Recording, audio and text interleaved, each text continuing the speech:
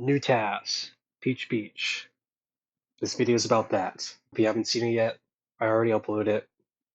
I'm pretty happy with it. Hope you enjoy it. I decided to make a video to explain in depth about all the weird stuff, the weird nook and crannies present in the TAS. I think there's a lot of interesting details that even the most experienced of players may not catch at first glance. Shout out to Monster. He helped me out with the run, changed the outcome of the task in ways that I would have never expected. I'll explain which parts he helped with later in the video. Alright, let's begin. Start slide. Every task does it. It's a method of moving before the race even starts. The reason why it works, I believe, is because during the countdown, your gravity is shrunken super hard. And because gravity is so weak at the start, even the slightest bit of airtime is multiplied by a ton and it creates this weird gliding moon-like effect. As you can see, the airtime counter here on the left. Let me make my mouse a little bit bigger so you can see. Yeah. This tech can be done optimally through tilting your vehicle to the left or right and then performing wheelies to angle yourself and generate airtime to push yourself forward. There's not really much you can do at the start. All you can really do is just tilt your bike to the left or right and perform wheelies, and wheelies just happen to be the only way really to generate any airtime. Some vehicles can't even generate like pretty much any airtime when they wheelie. Wario Bike just happens to be one of the vehicles that are good at sliding, which I guess is a cool bonus. Luckily, us testers can simply copy and paste the best version of start slides for certain vehicles, so there's not much of a need to create my own slide, at least in this scenario. It may not save that much time, but it's free time save, which you can do by just copy and pasting, so there's not much of a reason to not perform one. I guess if you're on like a 5-minute deadline, you need to create a task super quickly. Ignoring the frame of time save you can get from the start slide might be optimal in that scenario. Who knows? Now I'm going to start talking about the first shortcut. This is going to be one of the many parts where I'm going to nerd the hell out, so just bear with me. At first, I tried to perform the glitch the same way as how the spear has done it, which is clipping off of this tree here, going over the invisible wall, barely landing back in bounds, and barely avoiding the finish line all at once. I tried for a while to get this to work with an outside drift bike, and I got pretty close, but ultimately I never got it to work. However, after noticing the potential of outside drifting bikes over time, I realized that I could simply perform what's called an ODB clip, or outside drifting bike clip, against this wall at the start to fly over the same invisible wall instead. If you have ever seen the new Rainbow Road Ultra shortcut, it involves practically the same mechanic. This clip is a lot more precise than it looks. You need to hit the wall as parallel as possible in relation to where your vehicle is traveling. Here, right before I shroom, I give myself a bit of distance away from the wall, but as I advance some frames, the position of my bike begins to curve and increasingly becomes more and more parallel to the wall over time. And frames before I hit the wall, my bike is traveling as pretty much as parallel to the wall as it can possibly get. It may look like all I do is straight up slam into the wall and then fly, but this movement is extremely specific.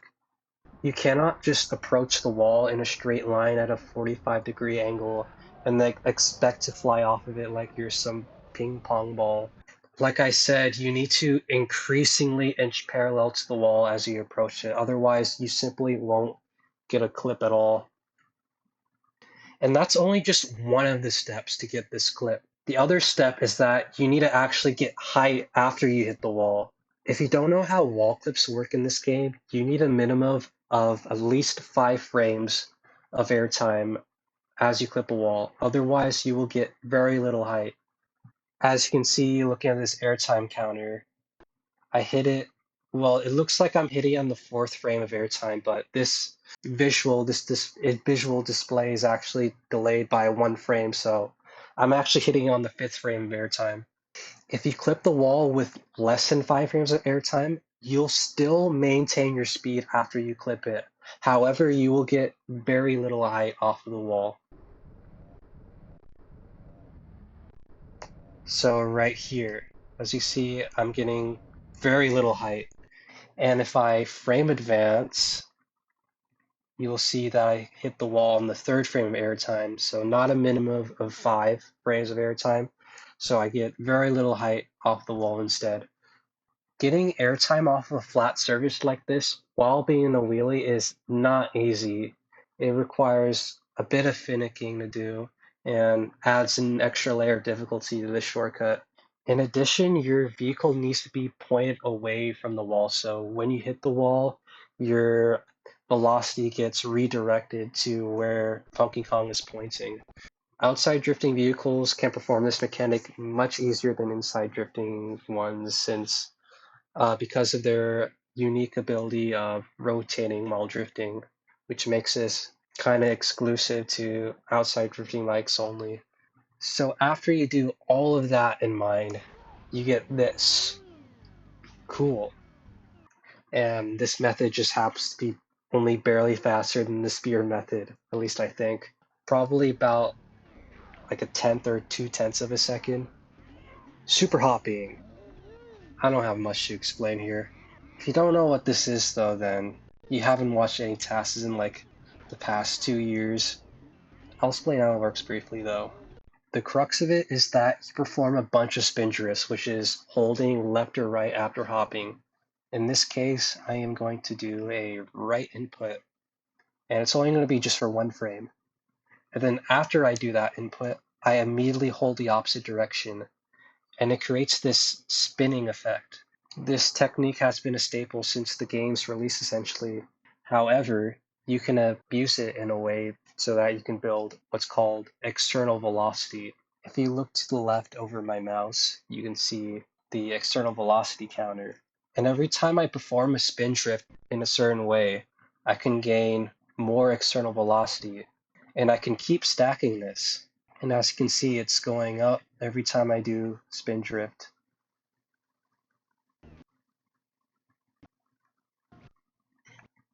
And what happens is that the more you do this, the more your speed increases, your XZ velocity. And this usually caps around 120 XZ velocity, which is around shroom speed essentially. And this technique is only exclusive to outside drifting bikes due to their unique rotating ability.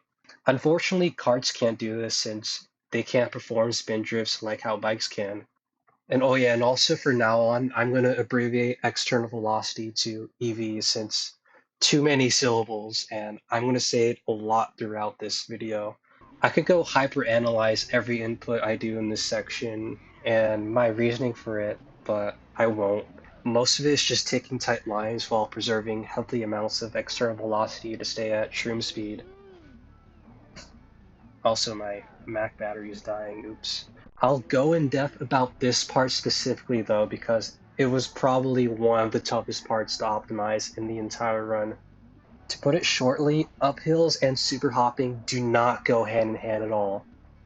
It may seem like uphills are favorable because, oh, more hops mean more speed, if that's what super hopping is, but it's not. It's quite the opposite, in fact. A lot of hops here are zero frame hops, meaning I hop and immediately touch the ground the frame after. You don't want that. You will lose EV no matter what, and unfortunately it is unavoidable to an extent. And as you can see, the decrease in speed according to the speedometer paints a picture of that. Ideally, you want to stay off the ground as much as possible. Towards the end of the slope, you may notice that I touched this curb a couple of times. That's because I'm using it to gain moments of air pockets with it. But yeah, if there's one section in the entire run that's likely the most improvable, it's probably this one. I wouldn't be surprised if it can be improved by a good margin. It's just so difficult. Second glitch. This one's the most normal looking glitch of the three in the run. If you watch the RTA records of this track, you'll notice that they essentially do the same thing as what I'm doing, except for when Lee Kong cuts himself in half when he lands. There's some stuff that I think is interesting enough to explain though. If you're wondering why I slow down so much right before I shroom, it's to gain more height off of this tree clip. When you slow down before shrooming, your vehicle tilts back more afterwards. Generally, the more your bike is tilted back, the more height you'll get upon hitting a wall. This exact principle, for example, applies to the box clip on Toad's factory.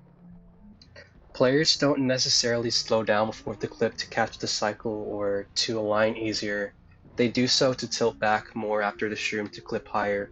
This is also why I see wall clips performed with a wheelie prior to one, since wheelies naturally tilt your vehicle back.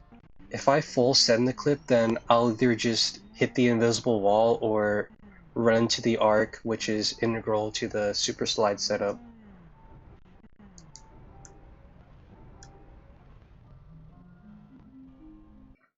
This next detail is something that most experienced players probably won't notice. It only saved me a couple of frames, but I thought it was interesting enough to point out. You may notice that I'm not going off of this curb at full speed. I'm going off it at 98 rather than 120 based on the speedometer. This is intentional, and here's why I did so. If you get a perfect clip off of this tree at 120, you'll keep that speed and fly way over the arc, which is what I don't want in this case. However, you may notice that in world record runs that they all go off of the curb at 120, and when they hit the tree, they clip low enough to hit the arc afterwards. This is because they're not getting a perfect clip. They're actually getting the second best possible clip instead.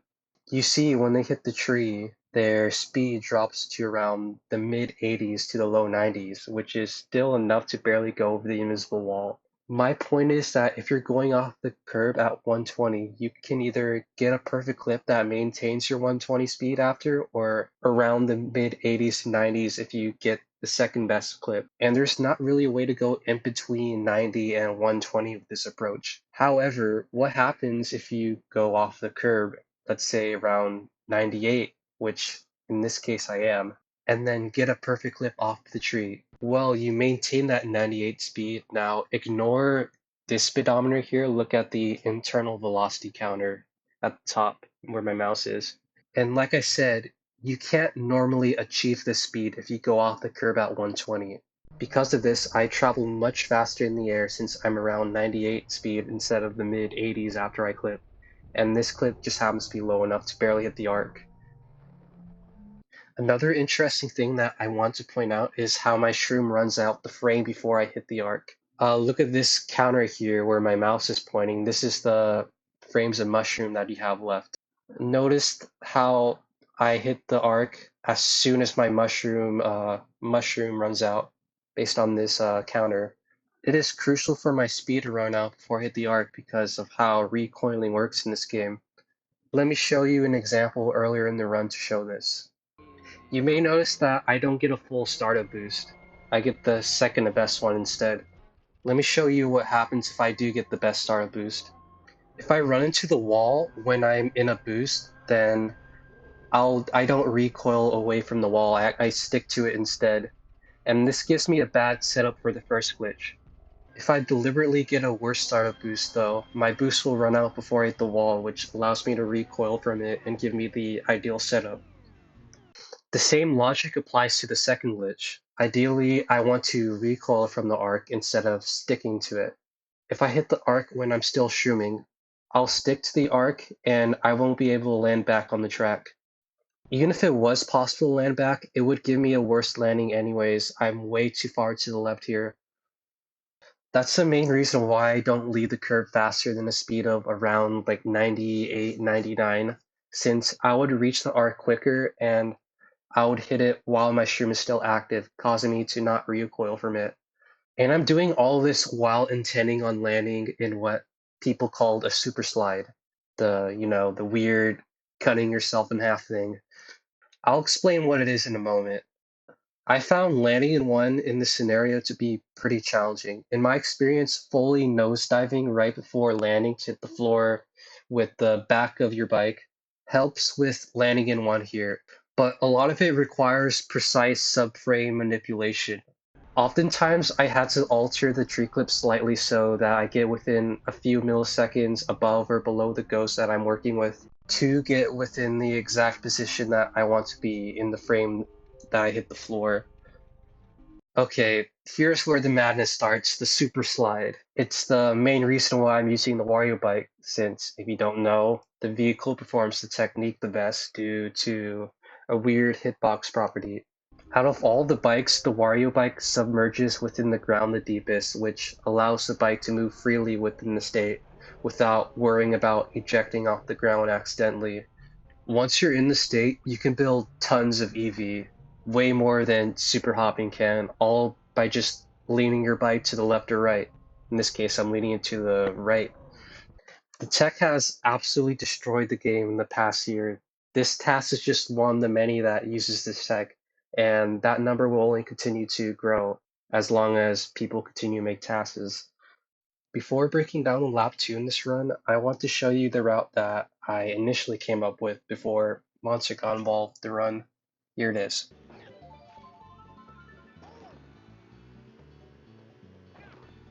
I'm facing the other direction this time.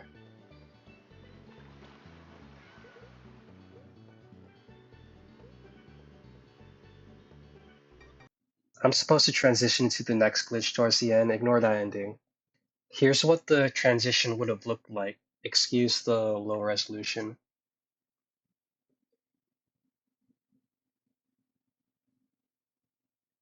Shout out to Epic95 for helping me get this clip to work. This clip was so painfully hard to perform. It took me hours to get the first time, and I'm not even including the difficulty of landing in a super slide after. I'm kind of glad that I didn't have to perform it again. This lap could have been optimized a bit better, but it was pretty much the idea I had. I sent this lap to Monster if he was able to improve on it, since I wasn't sure how optimized my lap was. What he sent me afterwards, though, started a drastic change in the outcome the entire run. He showed me a lap that was slightly faster than the one I had while facing the other direction during the super slide. I think he got a 15.3, and this lap is a 15.4. I did test the other direction prior briefly and expected a lap like this to be possible, but I didn't think it would have been optimal at first because I believe the angle for the final glitch would have been worse. But then he showed me this. This surprised me at the time since I didn't expect a lap count to work with this angle. The landing did seem worse than the strat I originally planned, so I still wasn't sure it would have been optimal, but it did give me some options. In my head, it would have either been barely faster or barely slower. Later on, though, we realized that the sliding in the lap that Monster set was improvable by a ton. We improved the sliding alone by practically a full second, and most of it was thanks to a new thing you can do while sliding to build much more EV than usual. The first reason is to give ourselves better angles for turns and allows us to take tighter and more precise lines. The second reason, the one I believe to be much more interesting, is that if you drift in a super slide, immediately cancel your drift and then hold the joystick a direction for about 20 frames, you can build a ton of EV. Traditionally, the way you build EV optimally while sliding is to alternate between a direction and neutral every couple of frames. If you don't do this alternating pattern, you will lose EV over time. See, if I just hold left here all the way and do nothing else, I'll just gradually lose EV over time. And this alternating pattern is important to gain EV. Here I'm alternating between left for 2 frames and neutral for 2 frames, and you see I'm gaining EV gradually. However, in this run, if you notice the input display in the encode, you'll notice that I hardly do this alternating pattern at all in the entire run. Slow down the video to see what I mean. What we do instead is hop, drift only for one frame after landing, hold the stick to the right in this instance, and repeat. This allows us to build much more EV than we typically could have with the traditional alternating pattern. And you'll notice that we do this for pretty much the entire run. Watch what happens to my EV when I don't drift versus when we drift for one frame and then release it afterwards. Here, I'm not going to do a drift input, and I'm just going to hold right.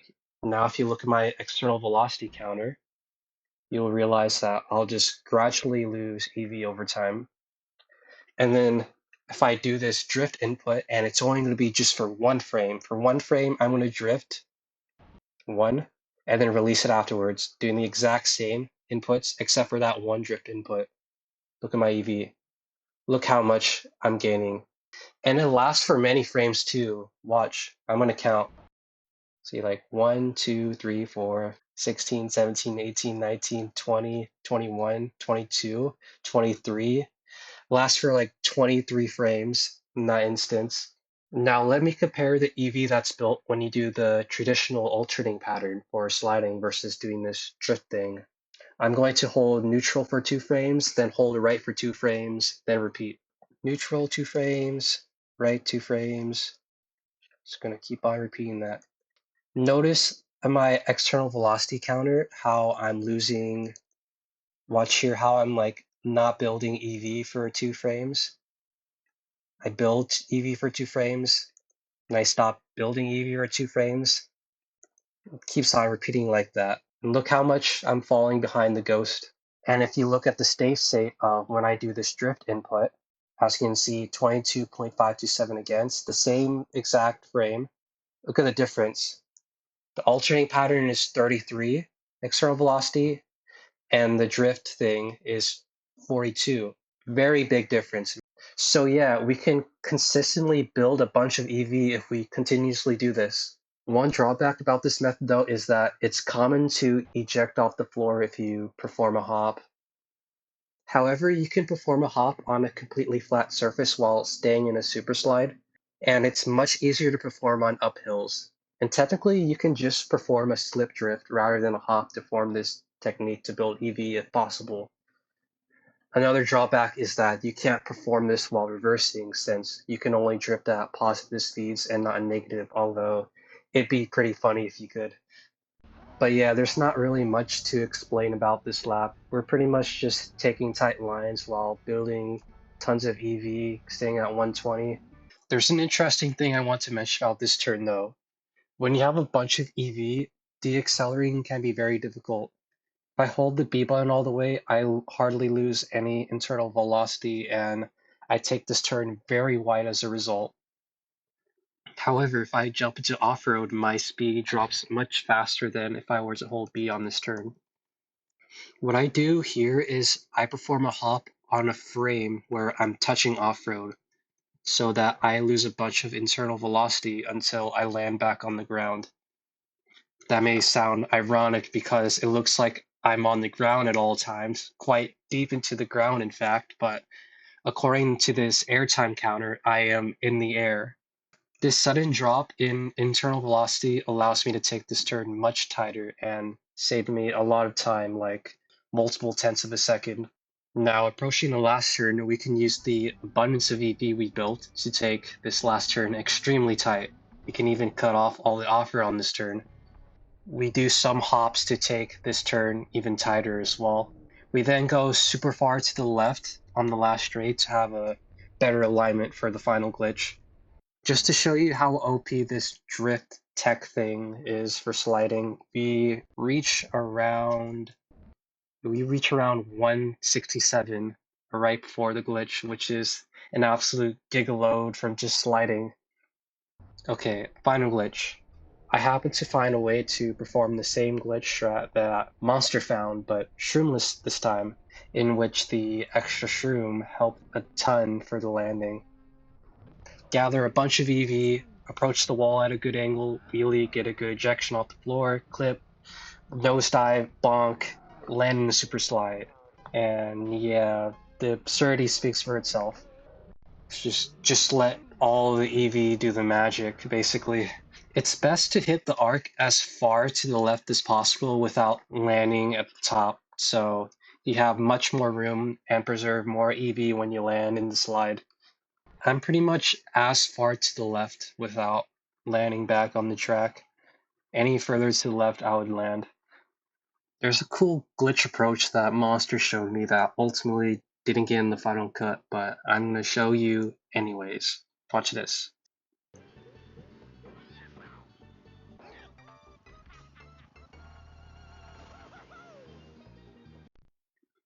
Instead of throwing himself into the wall, he pushes himself into the second to last tree, then performs a spin drift to the left. He travels much faster in the air and hits the arc much earlier.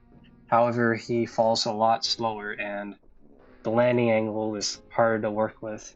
Unless this shot was improved by a ton, I wasn't sure if this was optimal or not, though the different landing angle made me think if faced in the other direction for lap 3 could have been faster, which I messed around with. Excuse the bad resolution again.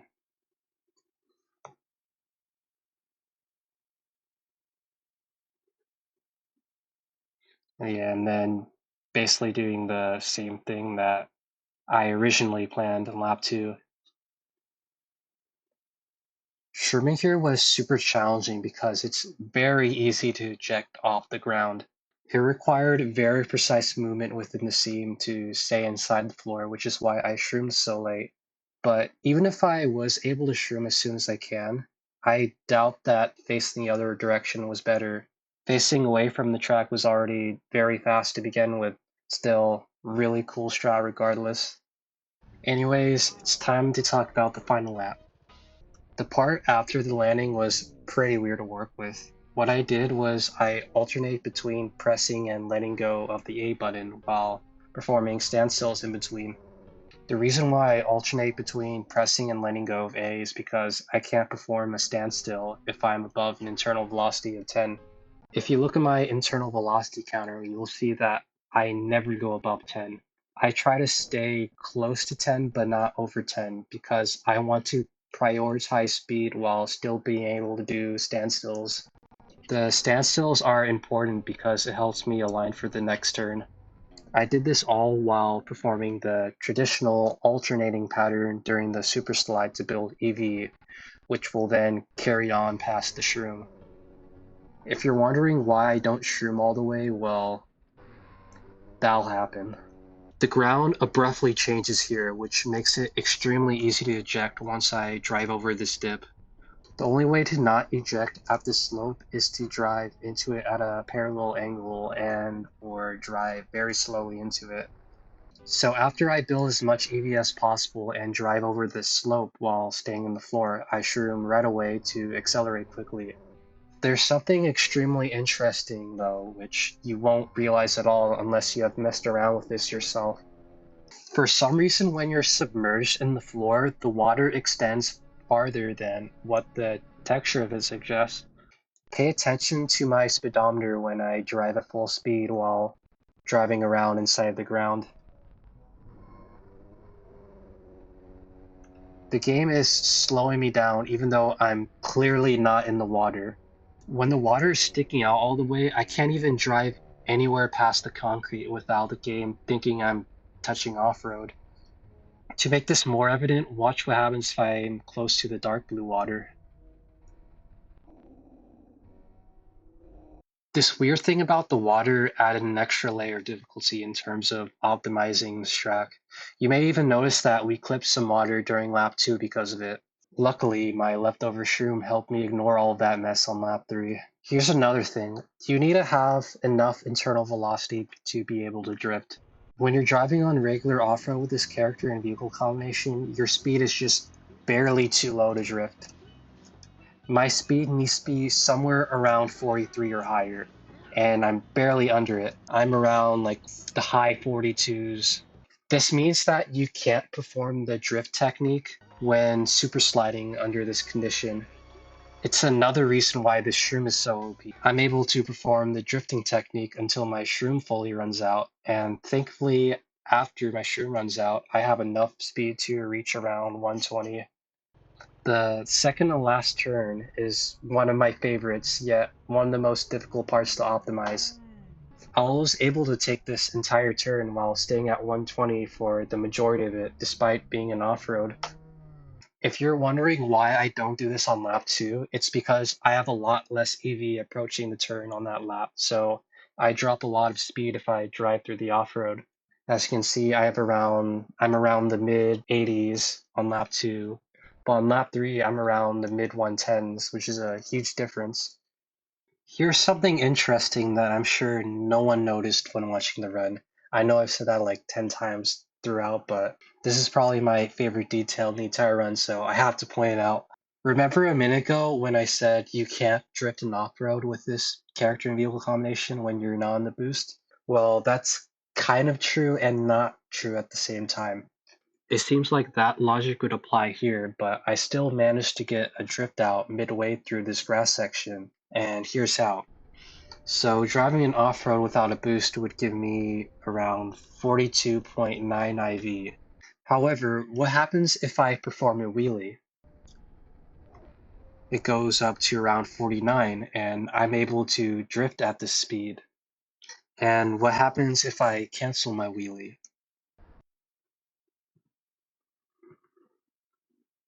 You'll see that my speed doesn't abruptly go from 49 to 42. Rather, it gradually goes down to 42 for a couple of frames. So if I happen to get a slip drift when in a wheelie here, I'd be able to drift in the off-road for at least a couple of frames. So my idea is that if I perform a wheelie in this grass section and get an extremely small air pocket to get a slip drift off of, then I'd be able to get a drift out and gain a bunch of EV through the drifting technique that I explained earlier. And that's what I did. If you look very closely, I perform a wheelie. If you notice these wheelie sparks, very subtle. And if you look at my internal velocity, it's above 42, which at this speed, I am able to drift. And if you look at my air time counter, I get a very small air pocket, 2 frames of air time.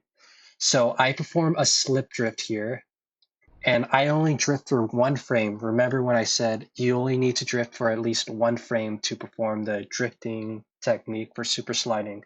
And as a result, I gain a bunch of EV. This allowed me to take this entire turn at a much faster speed and saved me a few frames as a result. I also performed some rapid fire hops towards the end. The reason why is because it's very easy to eject off of this downhill bit. Getting a steep enough rapid fire helped me to stay in the floor past the downhill. Alright, approaching the last turn, you'll notice that the water is sticking out on this lap. I have to be very careful with how I timed my hops because if you remember, the water sticks out more than what the texture seems like if you're in a super slide state. If you notice, I'm holding neutral on some of the hops on this straight because if I perform a spin drift too early, then I'll lose some internal velocity and I'd be barely too low to get a drift out. See, I drift around 42, which is like barely high enough to perform a drift. Now, the last turn, we basically do the same thing as we did on lap 2, except we prioritize taking the last turn tighter towards the end to have a more direct travel towards the finish line. And from here, it's all about taking the straightest line to the finish as possible. Curving your line towards the finish will cause you to lose time, and it's very hard to keep as straight of a line as possible when your EV and IV is constantly fluctuating. What helps to keep a straight line is doing what's called a soft input, which is holding the stick slightly in a direction instead of all the way. I perform soft inputs here pretty much throughout the entire straight. In fact, I did soft inputs pretty much most of the run. They're actually like really helpful for super sliding. If I do a hard right input here, my vehicle starts curving very sharply into this wall. But if I do a soft input, you'll see my line becomes a lot straighter. It's very helpful to take tighter lines, and you'll still build the same amount of EV if you just hold hard right instead of slightly to the right. But yeah, that's pretty much it. Thanks for watching till the end. Here's a little bonus.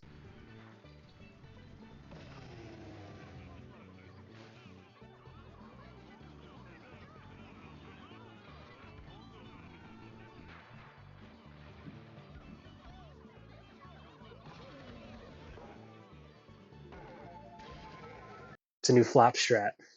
I have a 12.7 at the moment. You know what? I'll just show it. Why not? It's unoptimized. I'm not finished with it.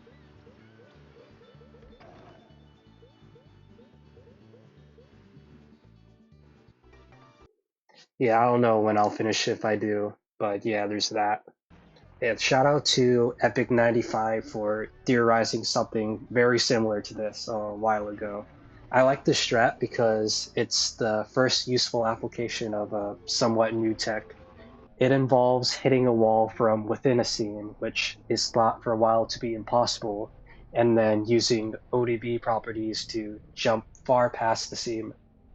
This is useful because I trigger the finish line very far below the track by frame advance.